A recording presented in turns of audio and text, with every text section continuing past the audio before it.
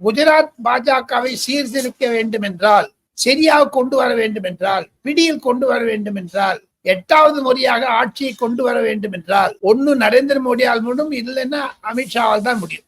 இப்படி இருக்க சூழ்நிலையில் அமித்ஷாவை ஒருவேளை முதலமைச்சராக குஜராத்திற்கு அனுப்பலாம் என்ற ஒரு யோசனையில் நரேந்திர மோடிக்கு ஆலோசகர்கள் இருந்தாலும் அது ஒரு சான்ஸ். அனுப்பாது இருந்துட்டு தானே 2 பேரும் அடிக்கடி போய் கட்சியை வளர்க்கறாங்கிறது 3rd சான்ஸ். ஏன்னா அமித்ஷா இல்லாத நரேந்திர மோடி பீகார்ல ஜெயிக்க முடியாது, நாடாளுமன்றத்தை கண்டக்ட் பண்ண முடியாது. இருப்பினும் அவருடைய உதவி, அவருடைய ஒருங்கிணைப்பு, அவருடைய capacity to bring Gujarat back Amit Shah கையில் ஒன்றுதான் இருக்கிறது. இந்த பின்னணியில் பார்த்தால் மத்திய அமைச்சரவையில் சில பழைய முகங்கள் இருக்கின்றன. பிரதமர் நரேந்திர மோடி அவர்கள் அமித்ஷாவை பாராட்டினார்கள். நீண்ட தினங்களாக 2400 தினங்களுக்கு மேலாக தாங்கள் அமைச்சரவையில் இருந்து விட்டீர்கள்.